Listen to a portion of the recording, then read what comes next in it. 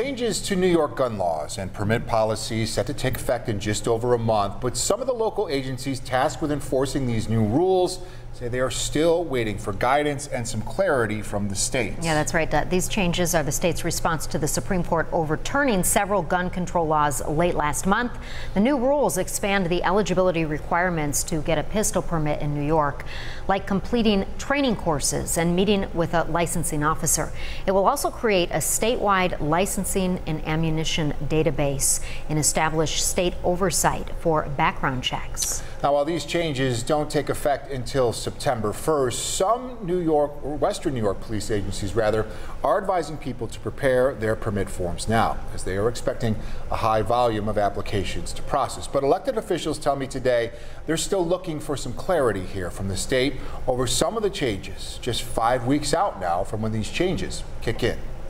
It's hard to implement a plan without further direction on what those requirements are going to be. Erie County Clerk Michael Kearns voicing frustration over what he says is a lack of clarity surrounding new state requirements for pistol permit applications.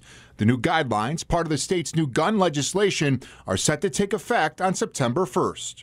There's just so much in the legislation, and there hasn't been any communication with the Clerks Association. Over the last 2.5 years, the Erie County Clerk's office says it has received more than 15,500 pistol permit applications, with more than 700 over the last 30 days. Under the new guidelines, Kearns says all applicants must meet in person with a licensing officer for an interview.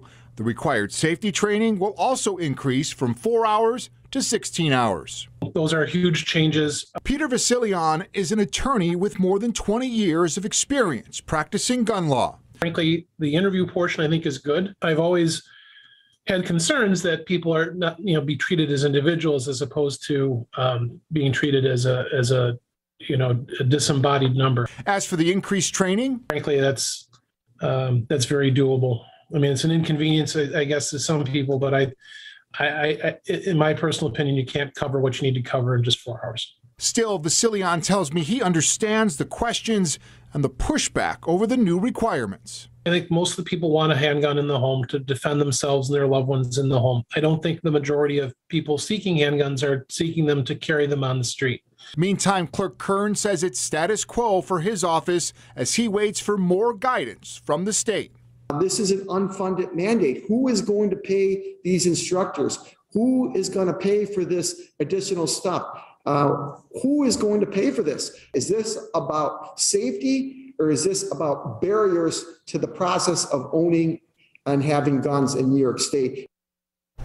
So I reached out to the governor's office today asking if they would be offering any sort of clarity on these new guidelines to local authorities. A spokesperson telling me in part that this legislation was developed to comply with the Supreme Court's recent decision and that the office has no further comment at this time because of pending litigation.